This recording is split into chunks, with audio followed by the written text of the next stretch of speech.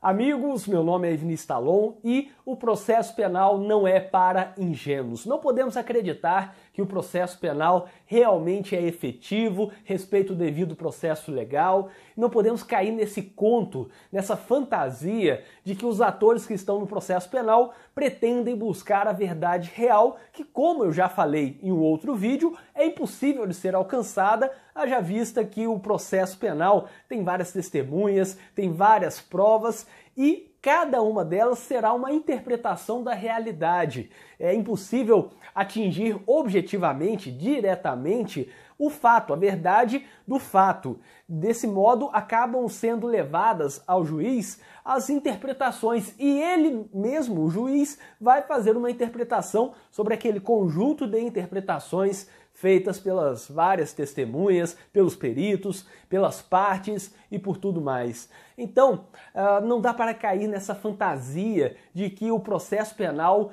tem a pretensão de buscar a verdade real, até porque muitos que estão ali querem obter outras coisas, querem concretizar outras recompensas, como muito bem explica a teoria dos jogos no processo penal, aqui no Brasil muito bem explicada, muito bem tratada pelo Alexandre Moraes da Rosa, sobretudo no seu livro Guia do Processo Penal, conforme a teoria dos jogos.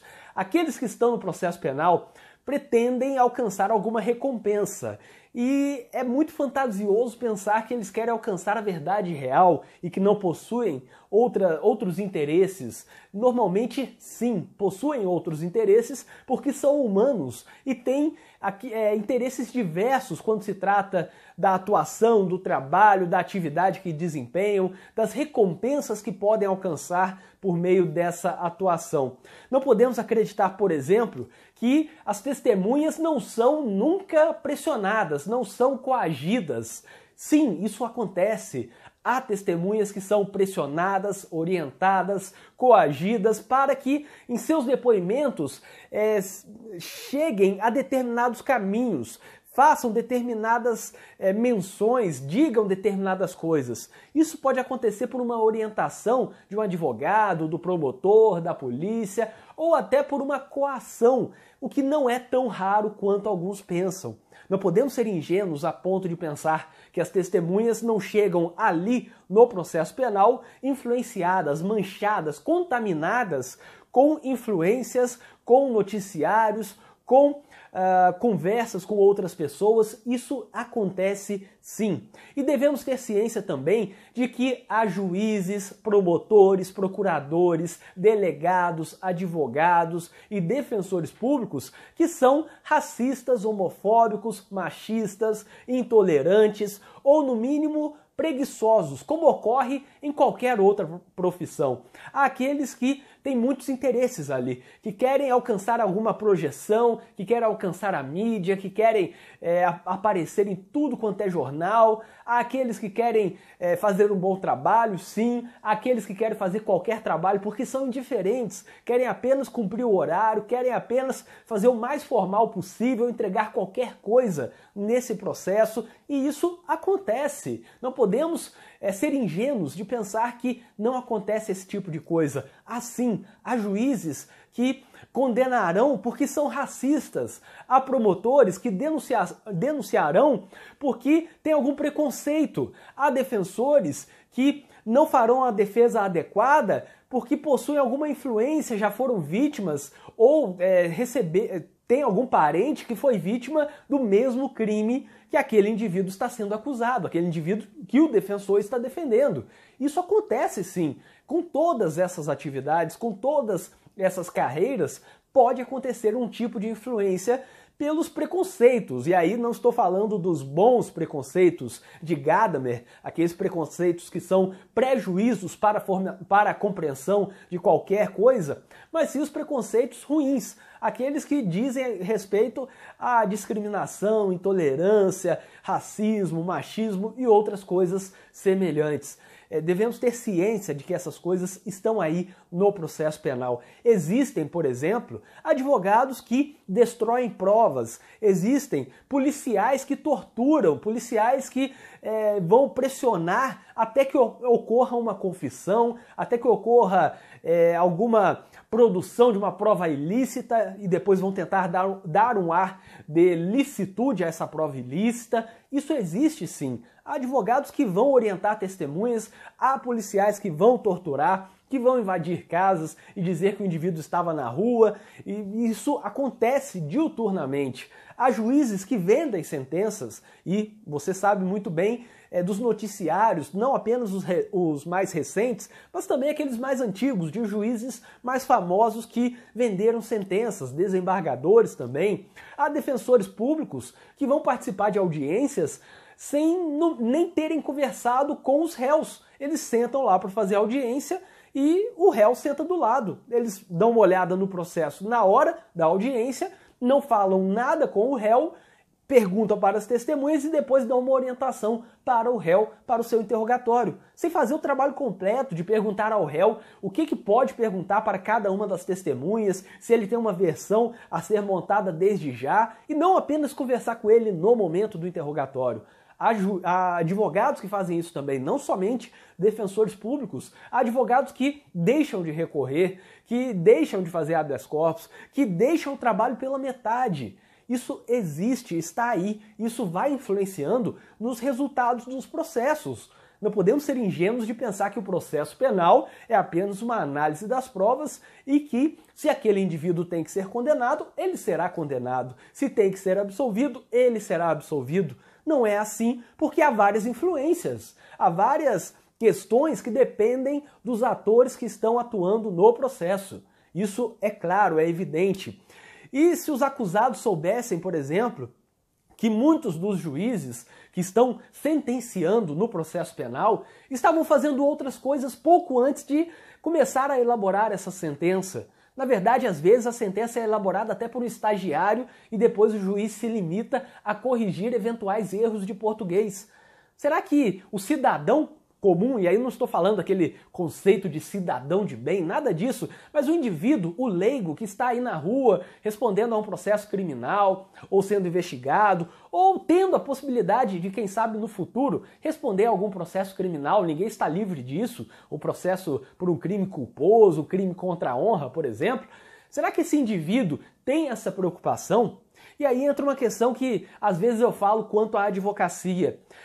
Eu não gostaria, se eu fosse hoje réu em um processo penal ou investigado, alguma coisa assim, eu não gostaria de contratar um advogado que eu sei que antes de fazer a minha peça de defesa, para me defender, ele estava fazendo uma petição inicial de alimentos, estava fazendo um recurso lá no direito do trabalho. Eu não gostaria de contratar uma pessoa assim, questão pessoal. Eu não gostaria de saber que aquele indivíduo que vai defender a minha liberdade, a minha vida realmente, estava poucos minutos antes fazendo uma petição de uma outra área totalmente diversa, fora da área criminal, que ele estava fazendo uma petição inicial de direito de família, divórcio, inventário, antes de ir para a minha audiência criminal. Eu não gostaria disso.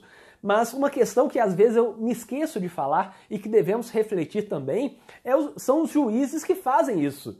E eles não estão livres disso. O juiz que atua numa cidade pequena, que tem apenas uma vara judicial ou duas varas judiciais, e esse juiz atua no cível, na área criminal, na execução penal, atua no juizado, faz tudo, tributário, previdenciário, infância e juventude.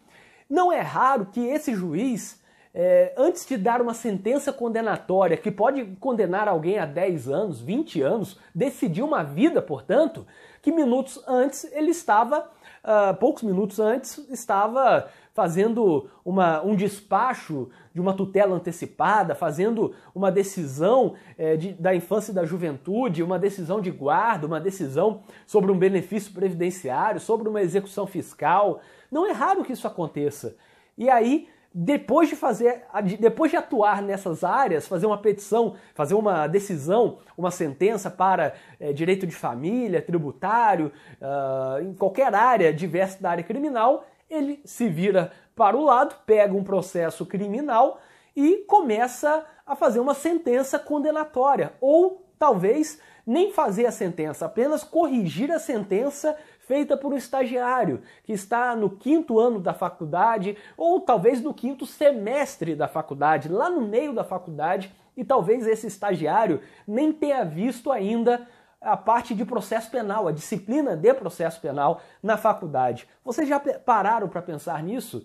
Se vocês fossem acusados em um processo criminal, como vocês se sentiriam?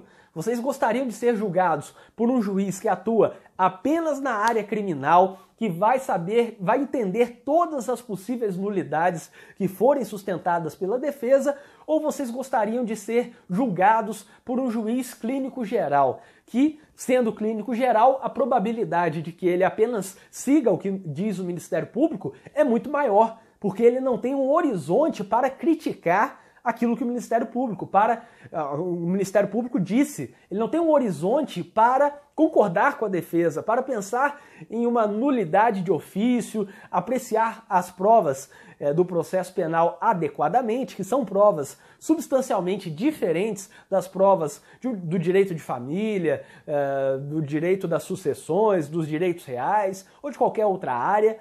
Vocês gostariam? É uma pergunta que devemos refletir, devemos pensar sobre isso. Afinal, no Brasil, há muitas cidades pequenas e muitos juízes que acumulam todas as áreas. Não são especialistas, são clínicos gerais. E vão sentenciar alguém a uma pena de 20 anos poucos minutos após terem feito uma sentença sobre a guarda, uma sentença, um despacho de uma petição inicial ou qualquer outra coisa semelhante de uma outra área do direito. É uma preocupação que devemos ter. Será que um juiz especialista na área criminal observaria as teses defensivas de uma forma bem diferente daquela forma que observa um juiz clínico geral? Isso é algo que deve ser refletido também. Ora, isso pode ser decisivo no Brasil atualmente, com tantos juízes que adotam códigos penais e códigos processuais penais municipais, eles mesmos criam ali para a comarca. Isso é importante. É importante saber se a competência é do juiz da cidade vizinha ou do juiz da minha cidade. Isso pode ser decisivo. Dentro de uma mesma cidade, se cai na primeira ou na segunda vara criminal, já pode ser decisivo. Tudo isso pode influenciar. Novamente, não podemos ser ingênuos. Não podemos pensar que o processo penal vai sempre condenar quando é caso de condenar e sempre absolver quando é caso de absolver. Dependendo, aquele processo, se cai na primeira vara, é condenado. Se cai na segunda vara, é absolvido. Se é um estagiário, um determinado estagiário que faz a minuta da sentença, pode ser condenado. Se é um outro estagiário, pode ser absolvido, porque o juiz, dependendo do caso, ele tem uma tendência a concordar com a minuta que vem do estagiário ou do assessor. Isso acontece e devemos saber que está aí no processo penal no Brasil.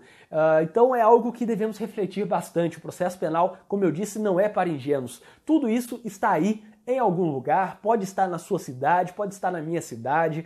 Pode ser que em algum momento a gente enfrente esse tipo de situação de observar que o juiz está condenando unicamente porque ele é um juiz racista ou porque aquele juiz já foi vítima desse crime no passado. Eu me lembro de ter visto uma coisa que eu achei brilhante, eu achei de muito bom senso, que foi uma juíza que cerca de um mês antes de sentenciar um caso, ela tinha sido vítima de um roubo. Na oportunidade, ela ficou bem constrangida com a situação do roubo, realmente mal com aquele roubo. Foi algo que deixou ela muito abalada. E quando o processo de um caso de roubo chegou para ela, a decisão dela foi: estou suspeita. Sou suspeita para decidir nesse processo porque recentemente eu fui vítima de um caso de roubo e não me considero suficientemente imparcial ou impessoal para decidir esse caso. porque estou contaminado com o fato recente. Eu consigo julgar outros casos. Esse, no momento, por conta dessa influência, eu não consigo julgar. Agora eu te pergunto, e se é um juiz ou uma juíza que não fazem esse juízo de bom senso? Essa juíza teve bom senso, deixou de atuar quando viu que poderia condenar ou seria muito influenciada para condenar. E se fosse um outro juiz que ficasse quieto? Isso daí provavelmente geraria uma condenação ou uma decisão suspeita, que não seria nos moldes desejáveis. Então é algo que devemos realmente pensar e refletir sobre esse assunto. O processo penal não é neutro, como o Alexandre Moraes da Rosa fala, o processo penal baunilha, devemos ter cuidado com esse processo penal baunilha, neutro, porque o processo penal tem várias influências. O processo penal não é padronizado, não devemos concordar com essa ideia de que dentro da mesma comarca dois juízes pensem de forma totalmente oposta, criando uma espécie de código processual penal da vara, não é nem municipal, não é nem estadual, que já seria proibido, mas um código processual penal para quem cair na segunda vara criminal da comarca de tal cidade. Isso é um absurdo. Não é algo que funciona, portanto, o processo penal sem esses vários obstáculos. E esses obstáculos nem chegam a ser uma exceção. Talvez ocorram com até uma certa tranquilidade, uma banalização. Talvez tudo isso que eu falei para você anteriormente, esse fato de ter um juiz com entendimento e outro juiz com outro entendimento oposto na mesma comarca, talvez seja algo comum para você, de tanto que você já viu isso. Talvez ver defensores públicos que não leem o processo, não conversam com o réu antes de começar a fazer a audiência, talvez seja comum para você. Talvez ver advogados que acabam pessoalizando demais e até pratiquem crimes para defender alguém por uma acusação de um crime, talvez seja comum para você também. Talvez você já tenha visto esse tipo de situação, no mínimo nos noticiários. Como eu disse, não é uma exceção. Também não dá para dizer que é a regra esse tipo de situação. Mas o fato é que todos que estão no processo penal têm alguma influência, estão contaminados de alguma forma, querem alguma recompensa, alguns querem ganhar mais, alguns querem apenas fazer o trabalho rapidamente e se livrar disso, alguns estão cansados e não querem nem pensar naquele processo, só querem terminar aquele júri rápido, nem querem ir para a réplica porque tem um outro compromisso depois que estão pensando nisso. Então, isso está aí. Devemos saber lidar com esse processo penal que não é para ingênuos, sobretudo no Brasil. Eu espero que vocês tenham gostado deste vídeo. Inscrevam-se no canal e ativem as notificações, porque assim vocês saberão sempre que for lançado um vídeo novo aqui no canal. E para quem tiver interesse, eu deixarei na descrição deste vídeo um link com várias coisas úteis, como por exemplo, grupo do WhatsApp, em que eu estou ali participando com vários criminalistas do Brasil inteiro, além de várias outras coisas que você encontra nesse link que está na descrição, como o contato para palestras, cursos em que eu leciono, livros de minha autoria, artigos, vídeos e várias outras coisas. O link está na descrição deste vídeo e até o próximo vídeo.